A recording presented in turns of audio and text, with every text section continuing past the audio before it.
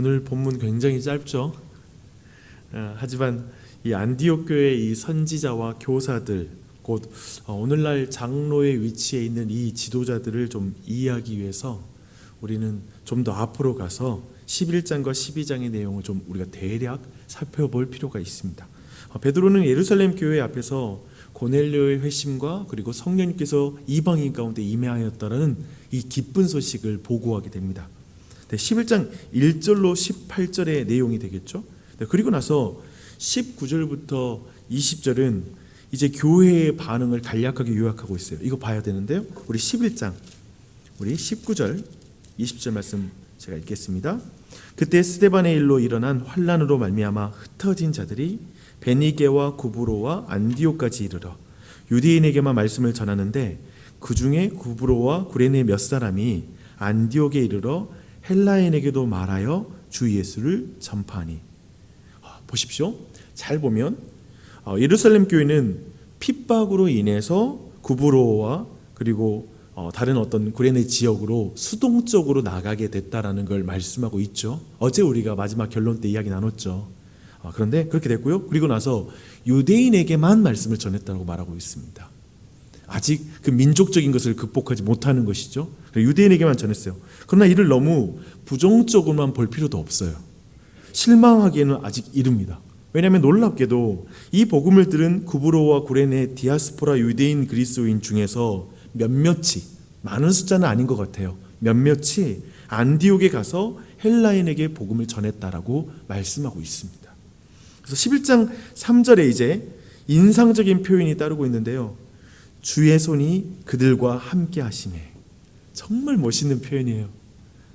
정말 너무나 귀한 표현이고 너무나 간절한 표현이죠. 주의 손이 함께하는 교회. 그게 얼마나 큰 은혜입니까? 그래서 오병이어와 같은 역사가 이제 이어집니다. 많은 사람이 믿고 이제 죽게 돌아왔다라고 이렇게 말씀하고 있습니다. 앞에서 예루살렘에서 흩어진 성도들이 여전히 유대인에게만 말씀을 전한 것을 두고 제가 실망하기 이르다라고 말씀했는데요. 그 이유가 22절에도 또 나옵니다. 11장 22절 보니까요. 예루살렘 교회는 이 소식을 듣고 바나바를 안디옥까지 보냅니다. 그러니까 예루살렘 교회가 저 이방인들의 회심을 듣고 이제 그 아주 중요한 사역자인 바나바를 보내는 것이죠.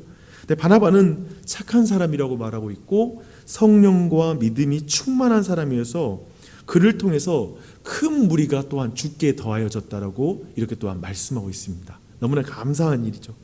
바나바는 이제 교회가 급성장하는 과정 속에 있는 거죠. 근데 그 급성장하는 교회 속에서, 상황 속에서 사실 바나바는 가장 중요한 게 뭔지를 잘 알고 있는 사람입니다. 교회가 세워지는 기초가 뭔지를 잘 알고 있어요. 성장하는 교회, 모든 교회에 가장 필요한 기초가 뭐냐면 바로 하나님의 말씀입니다. 그래서 그렇다면 하나님의 말씀을 바르게 가르칠 사역자가 더 필요하다고 느끼는 거예요. 자기 혼자로는 지금 부족하고 지금 이 급성장하는 이방인 교회에, 이방인 출신 배경의 교회에 정말 필요한 것은 말씀 사역자라는 걸 깊이 느끼고 있는 것이죠. 바나바는 그래서 이때 아무도 염두에 두지 않는 한 사람을 기억합니다. 그가 바로 사울이죠. 우리가 아는 것처럼 그 사울은 과거에 교회를 핍박하는데 정말 앞장섰던 그런 사람이죠. 근데 그를 이제 안디옥에 데리고 옵니다. 사실 잘 생각해 보면 스데반을 죽이는데 앞잡이가 되었던 인물이 지금 스데반의 그 핍박 때문에 흩어져서 그 흩어진 사람들이 출발이 되어서 만들어진 이 안디옥 교회 말씀 사역자로 오는 거예요. 정말 그 역사, 하나님이 일하시는 그 기가 막힌 역사가 여기 잘 드러나고 있죠. 그렇죠? 근데 두 사람은 이제 1년간 그곳에서 큰 무리를 가르쳤다라고 이렇게 말씀하고 있습니다. 그리고 그곳에서 제자들은 이제 드디어 그리스도인이라는 이름을 얻게 된 것이죠. 크리스티아누스라는 이런 헬라어로 그런 이름이 되는데요. 이 자체가 무슨 말이냐면 그리스도께 속한 자라는 의미가 있습니다. 그냥 예수의 사람이 된 거예요. 주인이 바뀌어버린 거예요. 그래서 진짜 그러한 사람들이 이제 많은 사람이 세워지게 된 것이죠. 이 부분에서 제가 잠깐 우리 모두가 요즘 이제 저희 교회도 사역자를 청빙하는 과정 속에 있으니까요. 그것에 대해서 잠깐 생각해보고 어떻게 기도할지를 한번 생각해보면 좋겠습니다.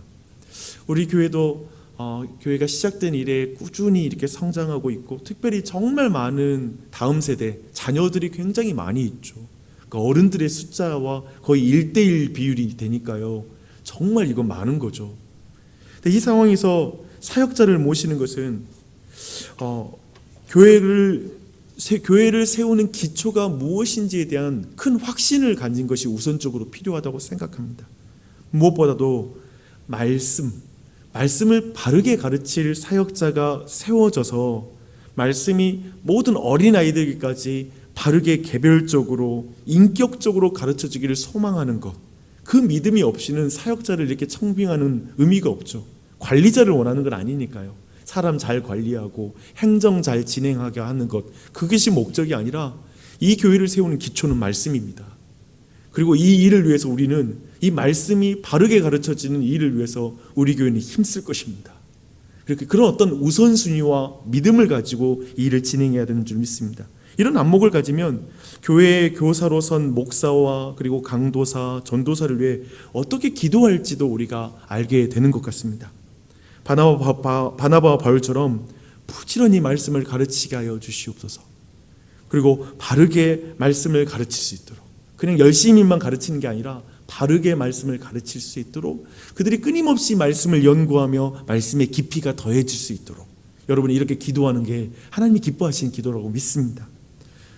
또 우리 홍 목사님 곧 서울 올라가시는데요, 그곳에서 말씀으로 봉사하는 목사의 직분을 충성스럽게 감당할 수 있도록 또한 여러분이 기도해 주십시오.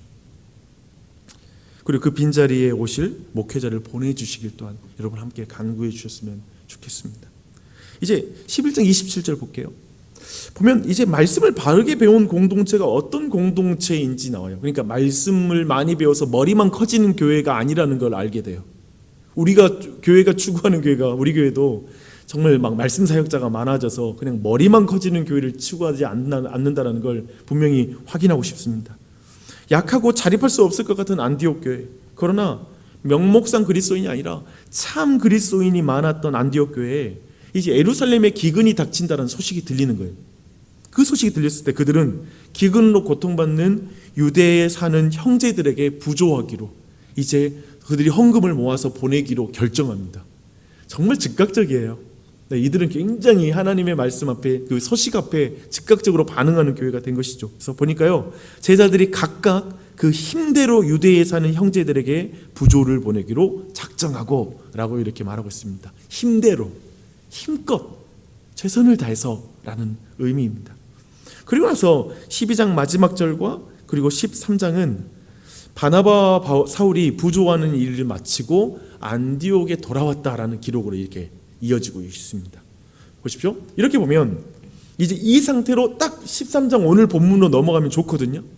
딱 그렇게 되는데 이상하게 중간에 헤롯 이야기가 끼어듭니다. 12장 내용이에요. 헤롯 이야기가 왠지 끼어드는 느낌이에요. 헤롯과 안디옥 교회가 무슨 상관이 있단 말인가 라는 이런 질문이 좀 생기게 되죠.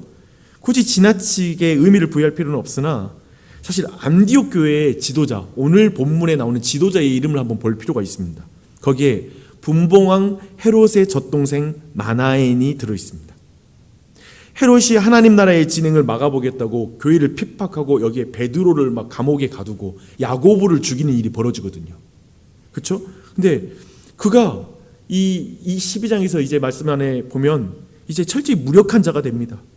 벌레에 먹혀 죽는 헤롯의 모습은 하나님 앞에 이 세상 권력자, 하나님의 복음의 진행을 막기를 즐거워하고 하나님의 사역자 그리고 말씀 사역자를 죽이는 걸 기뻐하는 그 사람이 얼마나 무력한지를 작은 존재를 적나라하게 드러내죠. 그런데 그 헤롯의 젖동생이 안디옥 교회의 지도자라는 사실은 너무 역설적이잖아요. 그렇죠? 정말 어떤 의미에서 바로의 보호 아래에서 모세가 성장한 것처럼 하나님이 하시면 핍박자의 가족 안에서 예수님의 제자가 성장한다라는 걸 적나라하게 들려주는 말씀이죠. 할렐루야. 아멘. 이제 자연스럽게 오늘 본문 13장 1절부터의 말씀에 들어갈 차례입니다. 보니까요, 안디옥 교회의 지도자 5명의 면면을 한번 더 살펴볼 필요가 있습니다. 바나바와 사울은 우리가 잘 알고 있죠. 근데 그 이후에 이제는 니게르는 아마도 흑인이었을 것입니다. 인종적으로는. 또한 구레네는 북아프리카의 도시이기도 합니다. 마나에는 방금 본 것처럼 헤롯의 젖동생이라고 말하고 있고요. 이렇게 보면 정말 이 다양한 사람들, 너무나 다양한 사람들이 모여 있는 거예요. 그 중에는 바울이야 핍박자였지만 회심한 사람이고, 바나바는 정말 정통 어떤 유대인의 어떤 모습으로서, 물론 헬라 배경도 있지만 그런 것 가운데 정말 멋진 어떤 집사의 역할을 수행했던, 또 예루살렘 교회에서 보내온 사람이기도 하고요. 너무나 다양한 사람이 모여 있어요. 근데 이들을 하나로 묶어준 복음의 능력을 우리는 보게 됩니다. 복음만이 하나가 되게 해요. 이들은 또한 주를 섬겨 금식했다라고 또한 말하고 있거든요. 그리고 안디옥 교회는 놀라운 어떤 결정을 보여줍니다. 근데 그 결정, 이런 놀라운 금식 가운데 놀라운 결정이 뭐냐면, 이제까지 한 번도 본 적이 없는 교회의 결정이자 선교 역사의 길이 남을 결정이 이루어지게 되죠. 주를 섬겨 금식할 때 성령이 이르시되 내가 불러 시키는 일을 위하여 바나바와 사울을 따로 세우라 하시니 이에 금식하며 기도하고 두 사람에게 안수하여 보내지라. 자세히 보면 이거는 교회의 결정이 아니라 어떤 의미에서 교회의 순종인 것을 우리는 분명하게 볼 수가 있습니다. 우리가 지금까지 선교 역사에서 신자들이 자발적으로 순종한 것이 아니라 핍박과 또한 천사를 통한 설득을 통해 이루어진 것을 살펴봤어요. 어제 우리가 보았죠. 그런데 이방인이 주류인 안디옥 교회에서는 성령님의 음성을 딱 듣고 나서 바나바와 사울을 따로 세워서 파송을 해요. 성령님의 명하심에 따라 자발적으로 선교 가운데 나아가는 이것도 너무나 놀라운데, 바나바와 사울을, 곧 바울을 파송하는 이것 또한도 너무나 놀라운 결정이라는 걸 우리는 보게 됩니다. 바나바와 사울이 안디옥 교회에서 차지하는 그 중요성을 생각해 보십시오. 정말 결정적이잖아요. 어떤 의미에서는 정말 가장 중요한 인물이잖아요. 그래서 오늘 이름을 잘 보면 처음에가 바나바로 시작해서 끝이 사울로 끝납니다. 마치 그 바나바와 사울의 그 말씀 사역을 통하여 전체 모든 사역들이 보호받고 성장하고 있는 것처럼 이 이름의 기록, 앞과 끝을 이렇게 만들어줌으로써 그들의 위치를 짐작하게 되죠. 근데 앞장서고 뒤를 딱 봐주는 이 사람들을 파송해버리는 거예요. 성령님 음성에 따라서. 놀라운 순종이죠. 이건 결정이 아니죠. 성령님이 결정하신 것을 교회가 순종하는 것이죠. 그것을 우리는 보게 돼요. 여기서 우리가 배우는 게 무엇입니까? 주님의 교회는 다른 어떤 것보다 성령님의 음성이 민감해야 됩니다. 누가는 철저하게 강조합니다. 바나바와 사울이 성령님의 보내심을 받아서 이 1차 선교 여행을 했다라는 걸 강조하는 거예요. 교회의 성장과 복음의 확산을 위해 여러분, 마케팅 방법이나 프로그램 또한 건물을 중요하게 생각하는 이 시대에 정말 이 말씀은 얼마나 분명한 메시지를 주고 있습니까? 성령에게 민감해야 된다라는 것이죠. 시대에게 민감한 게 아니라 더하여 유능한 인재를 붙잡아야 조직이 강화된다라는 이 세상과 이 하나님 나라의 운영의 원리가 얼마나 다릅니까? 유능한 그 인재 우리 교회에서 딱 붙잡아 더 이상 움직이지 못하게 하면 우리 교회가 더 좋을 것 같은 생각이 드는 거죠. 세상 원리는 그렇잖아요. 유능한 인재가 밖으로 빠져나가는 걸 막는 거, 이건 회사의 생존이 달린 문제죠. 전망이 달려 있는 거죠. 하지만 주님의 교회는 다르구나. 정말 하나님 정말 이렇게 바울과 그리고 이 바나바를 보낼 정도로 성령님의 음성이 민감하고, 왜냐하면 성령님이 그 교회를 움직이지 사람 사역자 바울과 바나바 그 능력 있는 사람이 교회를 세우지 않는다는 걸 아는 거예요. 할렐루야. 이걸 여러분 믿어야 됩니다. 그렇다면 사도행전적 교회는 똑똑한 사람이 많은 교회, 교육 수준이 높은 교회, 권력층이 많이 다니는 교회, 유명한 사람이 많이 다니는 교회가 아닙니다. 성령님께 민감하고 기도하는 교회인 줄 믿습니다. 조직론에 밝은 교회가 아니라 성령님에게 밝은 교회인 줄 믿습니다. 오늘 이 아침에 그래서 우리가 간절히 기도해야 될 제목은 뭐냐면, 주님, 우리 교회가 성령님께 민감한 교회가 되게 해주십시오. 그리고 기도하는 교회가 되게 해주십시오 라고 간구하는 것이죠. 이걸 정말 우리 안에 다시 한번 부릴 듯, 다시 한번 이 부분에서 정말 새로운 우리 안에 각성이 있었으면 좋겠습니다. 주 안에 사랑하는 여러분, 잠시 여러분이 기도하는 분들이고 정말 박영주 목사의 신실한 동역자들이기도 하고 기도의 친구들이기도 하잖아요. 여러분들이 이 아침에도 혼자 기도하라면 못할 것 같아. 여러분 있어서 기도할 수 있지. 이 아침에도 막 이렇게 막 힘주어서 설교 못할 것 같아요. 아무도 없으면 어떻게 이렇게 설교를 합니까? 여러분 있어서 설교를 하죠. 여러분 그 기도하는 위치에서 오늘 말씀을 좀 요약하고 싶습니다. 참으로 교회를 세우는 기초가 하나님의 말씀이라는 것을 믿는 교회는 얼마나 복됩니까? 그리고 바르게 말씀에 수종드는 교사가 있는 교회는 얼마나 복된 교회입니까? 그래서 여러분 목사들이 지속적으로 말씀 연구에 집중하고 그들이 말씀을 가르치는 사역 속에서 성장하는 교회가 되면 좋겠습니다. 우리 교회가 그렇게 나아갔으면 좋겠어요. 우리 교회가 계속해서 곳곳에 숨어있는 어쩌면 이렇게 말씀의 청빙의 과정을 통해 어떤 그 막 귀한 하나님이 예비한 그 사역자들이 교회로 오는 그 은혜가 넘치는 교회가 됐으면 좋겠어요. 사실상 요즘 사역자를 구하는 게 어렵다고 막 아우성입니다. 수도권에서도 힘들어하고요. 이 나주까지 어떤 이 지역에서 구하는 것도 쉽지 않고요. 사실 지역에 뭐 공지를 해도 한 통이 들어왔어요. 한 분이 이 지역에서는 지원이 들어왔어요. 근데 사실은 도저히 연결될 수 없는 부분이 있어서 그분을 우리 교회에 오는 것을 진행하지 못했지만 정말 사역자를 구하는 게 너무 어렵다고 하는데 그 가운데 정말 사도 바울처럼 숨어 있지만 정말 하나님 그런 사람들을 이 교회 가운데 인도해 주시는 역사는 성령이 하시는 역사인 줄 믿습니다. 그래서 정말 그렇게 인도되어서 와서 그들이 말씀에 수종되면서 건강한 말씀자 사역자가 나주혁신 장로교회에서 양성되어서 다른 교회를 또한 섬기게 되고 교회를 개척하게 되는 건 우리에게 얼마나 기쁜 일입니까? 그러니까 이런 부분에 대한 안목이 있는 교회가 돼야 돼요. 말씀의 사역자들이 이 교회 안에서 성장하고 자라가는 게 굉장히 영광스럽구나, 기쁜 일이구나라는 사실을 느끼는 그런 교회가 되었으면 좋겠습니다. 여러분 그것을 위해서 기도해 주세요. 그리고 그것을 보세요. 또한 교회를 섬기는 지도자들이 금식하고 기도하며 주를 섬기는 교회는 또한 얼마나 복받은 교회입니까? 우리가 직분자를 세우잖아요. 근데 그들이 자신의 직무를 수행하지 않는다라면 얼마나 아픈 일입니까? 하지만 그들이 기도하며 금식하며 무엇보다도 기도하는 자리에 그리고 정말 말씀 앞에 배우고 말씀 앞에 부지런히 자신을 돌아보는 자리에 앞장서는 교회는 얼마나 복된 교회입니까?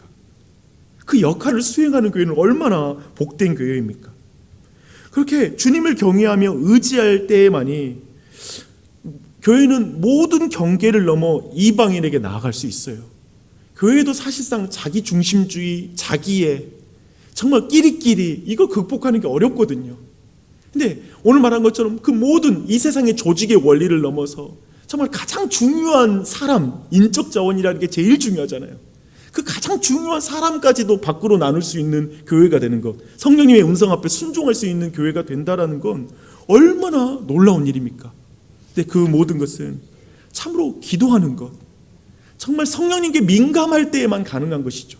그러니까 성령님만이 교회의 주인이시다, 성령님이 교회 세우신다는 확신이 없으면 우리는 끊임없이 사람을 의지하게 될 것입니다. 그래서 한국교회 그러잖아요. 우리 목사님 없으면 우리 교회 안 돼요.